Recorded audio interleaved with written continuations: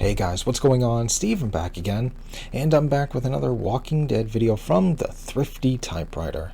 So I'm continuing on with his retrospective series, kind of going through each season, kind of talking about the good, the bad, things maybe they could have done differently, maybe they played, this a little bit too soon, maybe they should have held off on this, like for example, I think I agreed with his season 1 in the Vatos, meeting like another group that we didn't know. Are they good? Are they bad? I think season 1 should have focused more on the survivors and walkers. Yes, you had your assholes, you had your Merle and you had your Ed and stuff like that.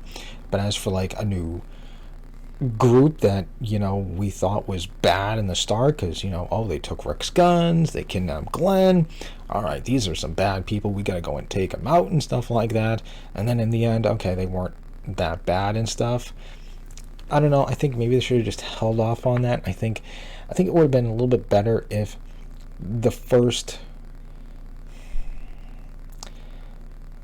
interaction with a bad group was season 2 in the bar. When Rick and Glenn go and find Herschel and then those guys come in and stuff like that, and and then that whole scene plays out.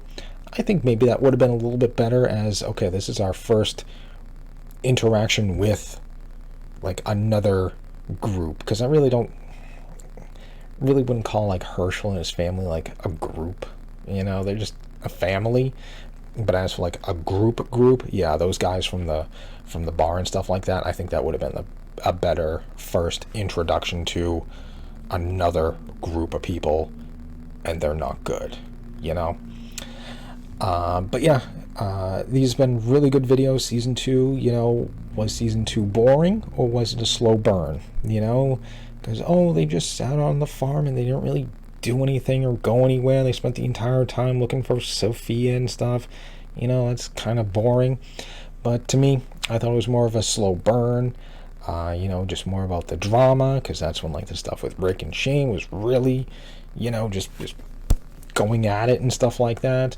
And then of course at the end with the barn burning down and stuff like that, and all the walkers, that's peak moments and stuff like that. So that's when things were really going. So I think it was more of a slow burn. I don't want to go into like all the details because I think there was like some other things like maybe it was boring and not a lot of stuff really happened, because I think that's also when the budget got cut in half, maybe a little bit more, because I think season 1 had like $5 million per episode for season 1, and then I think season 2 it got chopped down to like $2 million an episode, and more episodes were needed. So I don't know, I think maybe that could have also played an effect, but I'm not going to go into that. Go and check out that video. It was a really good video. But here we are with season 3, a blend of survival and horror. So survival, yes, that is the prison, clearing out the prison, the prisoners, and of course the introduction of the governor. Now as for horror, what horror stuff was there? I guess Rick losing Lori and then him hallucinating her. I guess you can kind of horror-ish, maybe maybe the iconic phone, when Rick's down in wherever it was and the phone rang and hello, I guess maybe. Ooh, that's kind of creepy, who's calling, who calls a prison, maybe that's horror. The only other thing I can really think of horror would be when Andrea escaped the governor and was going to run back to the prison, but then the governor was chasing after her, and what was it? They stopped. I think Andrea stopped off in a building, some sort of building and stuff like that, and the governor was just kind of like chasing after her and doing like the whistle, and stuff like that, while she's just kind of running around and trying to hide from him and stuff like that. I guess you can consider that horror, you know, because that was kind of like, you know, your horror movie tropes, you know. Oh, look, Jason or Michael is, you know, chasing after someone, and, you know, they're running and hiding and stuff like that, and, you know, the killer's like right back there, and, you know, looking around but not looking down to see him right there and stuff. I guess you can consider that horror. I don't know. That's all I can really think of. But yeah, let's get into the video and check it out. So here we go, season 3. For the first 2 seasons of The Walking Dead, it was just a show that my mom and I watched. Nobody talked about it. I was pretty sure we were the only 2 people watching it.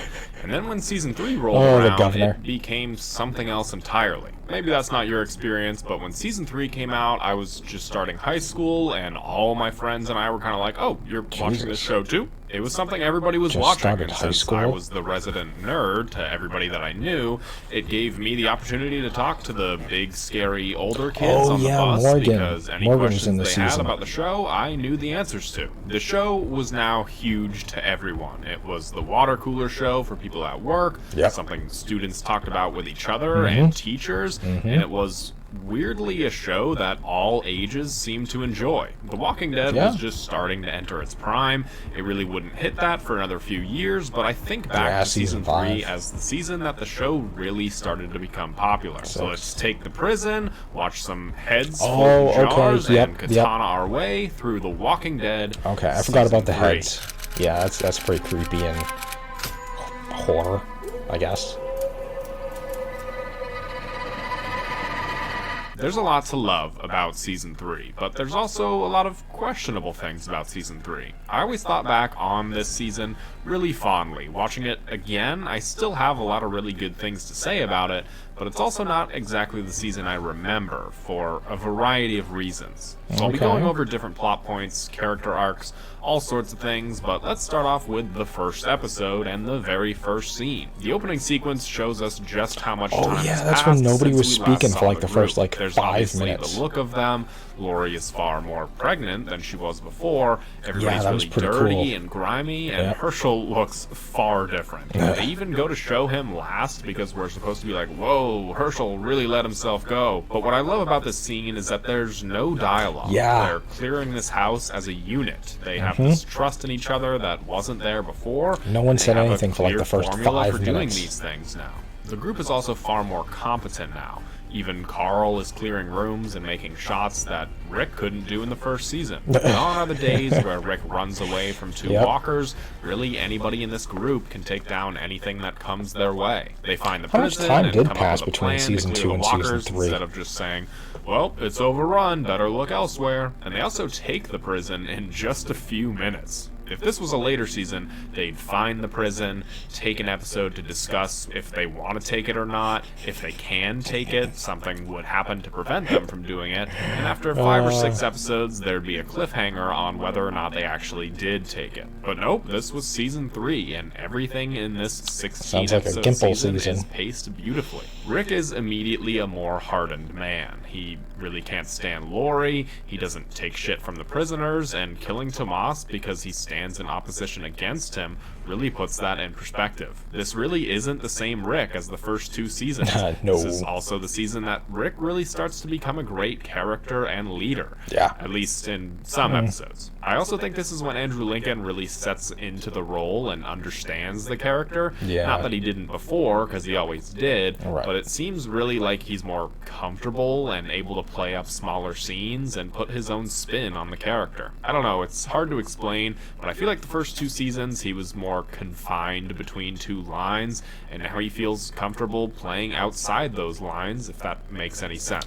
Same goes with Carol, before he was still who officer seems to have friendly. adapted since we last saw her, learning some of Herschel's tricks about healing and also seeing life the way it is now. She's more confident in herself and her skills and sticks up for herself. She also gets colder and darker as the season goes on, telling Andrea to sleep with the governor so that way she can kill him, and even sticking up to Merle and confronting him about what side he's really on. This is a far cry from the Carol we knew at the beginning of the series, and even at the beginning of the season when the writers were contemplating killing her off. One of the primary characters introduced introduced in this season is, of course, Michonne. T-Dog didn't get a chance to really shine either, which kind of sucked. Michonne has very few lines. In episode 6, she's one of the featured storylines, but doesn't say a single word. But we also identify with her and support her character because she's the only one who thinks something is wrong with the governor and Woodbury. So the show was really making us support Michonne and go against Andrea. It's easy for an audience to watch a show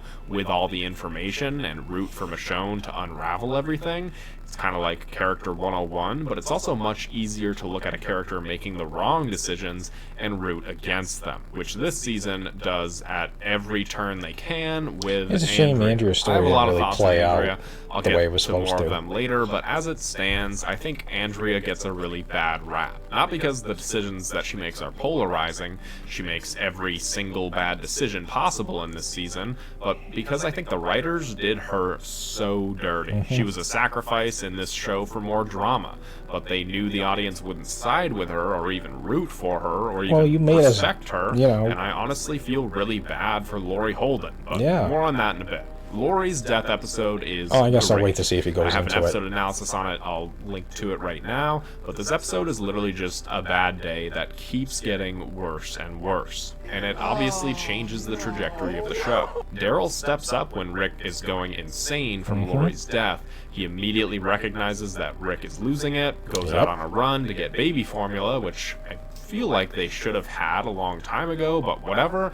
and even steps outside his own comfort zone to become a leader for the group. It's stuff like this that made Daryl become the character that he eventually became, and a great replacement as protagonist of the show. One thing I need to bring up in regards not only to this season, but the entire show, is the makeup and practical effects. This season, they got a noticeably bigger budget, and still a lot of that went to the effects. While there's tons of zombie media out there, none of them look nearly as good as The Walking Dead zombies. That goes from season 1 to the end of the show to all the spin-offs. Everything about the makeup, the practical effects in this show, in its entirety, is an A+.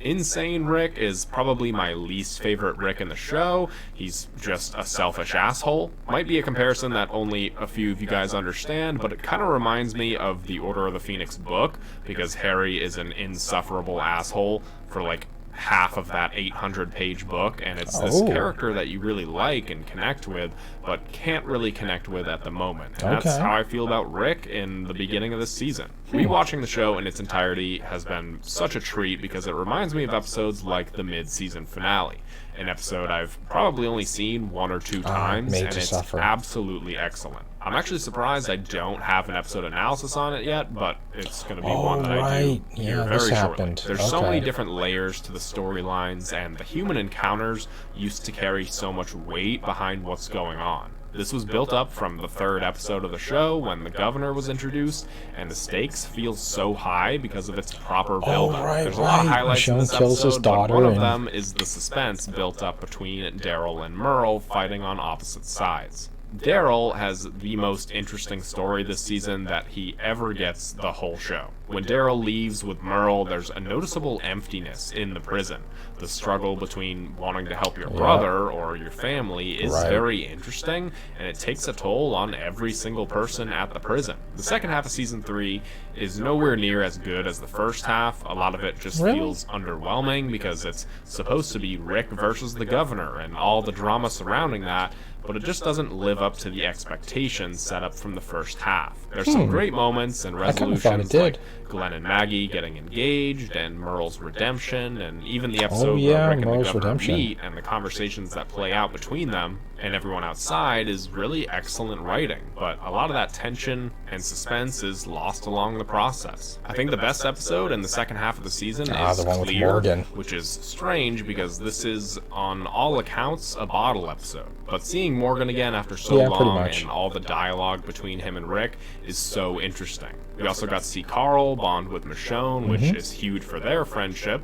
It's also kind of like the first family outing, so for a bottle episode, this ends up being pretty important in the context of the future of the show. Rick's speech in the penultimate episode about how this has to be a democracy shows how different he is from the governor and proves thematically how important the threat he posed actually was. It It was the perfect time in the show to introduce a human villain because the world had grown, these characters had grown, and it further reinstates that this show is a drama about characters surviving in the apocalypse. Right, the walkers were just the catalyst for Rick's the apocalypse. internal struggle about trading Michonne over to the governor is another really great bit of writing. Michonne has done nothing but help the group since she arrived, but she also doesn't really mean much anything emotionally to anybody, at least not as much as the other people in the prison. On paper, it makes a lot of sense for Rick to trade her, but he can't do that. That's his humanity right there.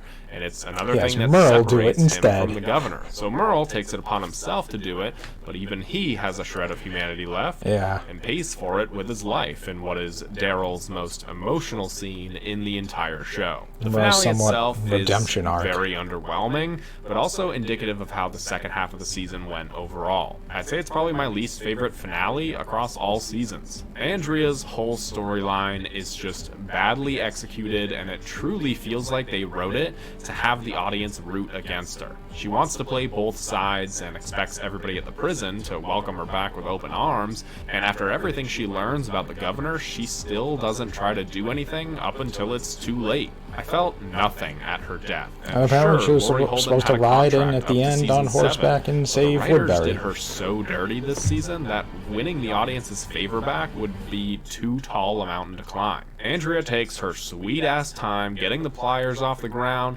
having such a difficult time doing it too, and then just kind of sits around when Milton is dying and has absolutely no agency whatsoever. It's infuriating writing, and it's when the audience wants to see your character she just die. bought a house down in Atlanta to film narrative too. Sense. She didn't contribute anything to the war, have them form a truce, absolutely nothing. I think the writer saw an opportunity to kill off a fan least favorite and went for it. Laurie Holden has even spoken out about the writing for her character. She said that it's not the direction that she was told that they were going in, and it's not the direction that she wanted to go in. So overall, I just feel very bad for her. There is an interesting moment in the finale. Michonne asks Rick about why he saved her, if it was just for the baby formula, and he says, "Nah, it must have been something else." Is that some kind of romantic spark between them? I don't know. I'm probably just going crazy. Them together would be a long shot. It probably wouldn't happen for like at least another 3 seasons. So those are my thoughts on season 3. This is actually a bit shorter than I expected, but I've said everything I need to say, I think. I still think this is a really good season, but it's far from the series' best. The first half of the season is like a straight A+, but the second half I'd say is like a Season 4, B- Season 5, Season 6 was So to round peak. all that out, input the equation, carry the 2, I'd say it's like an 8.5 out of 10. Now we get to see what life is like at the prison with the governor gone. Sorta. But what are your thoughts? Let me know in the comments below, and if you enjoyed this video and want to see more like this, I'm going to be doing a video on each season every month of this year, so subscribe to see more, like the video, and I'll see you all in the next one. Okay, so there we go. There was another one. That was actually really good. Definitely, once again, agreed with a lot of things he said. You know, first half of the season was really good. You know, especially that first episode where nobody said anything for like 5 minutes. That was just so cool. Just no dialogue. Just everybody going in, clearing houses, looking around for supplies and stuff. Nothing. That was really cool. Yeah, of course, you know, the prison and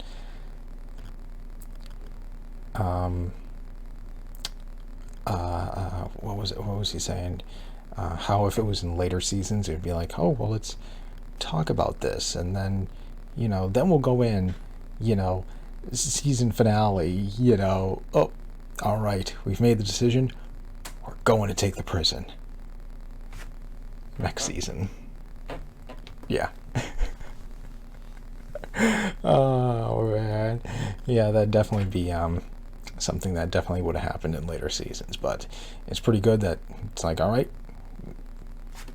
there's a prison, we're taking it, let's go. Not dealing with any of the the prisoners, Tomas and stuff like that, seeing Carol, you know, completely change and stuff like that. Michonne, you know, Andrea, yeah, they did pretty much do her dirty and stuff like that, and that is kind of a shame. Like, just imagine telling someone like, yeah, this is how your character's going to go, and this is the direction we're going in and stuff like that, and, you know, apparently just like Chandler, bought a house down in Atlanta to be closer to filming, only to be killed off. It's like, cool, thanks. Just bought a new house with a 30-year mortgage so I could be closer to filming, because I assumed I was going to be in for a few more seasons. Great. Thanks. That's kind of shitty, because, I think she said, like, she was supposed to ride in on horseback and save Woodbury and stuff like that, but, that's the writing for you, Daryl stepping up and stuff like that, when he left with Merle, Merle's redemption, was, well, I guess, I guess it was kind of a redemption. I don't know. I mean, he did a lot of shitty things. Does, like, doing one good thing kind of balance it out, But, I don't know. I guess to us it was a redemption. Then Merle's death and stuff like that. Seeing Morgan once again was really cool. But yeah, overall, it was a pretty good episode. Like I said, it's the rise of The Walking Dead. Season 4, season 5, and season 6. Is where the show was taken off, and then of course season 7.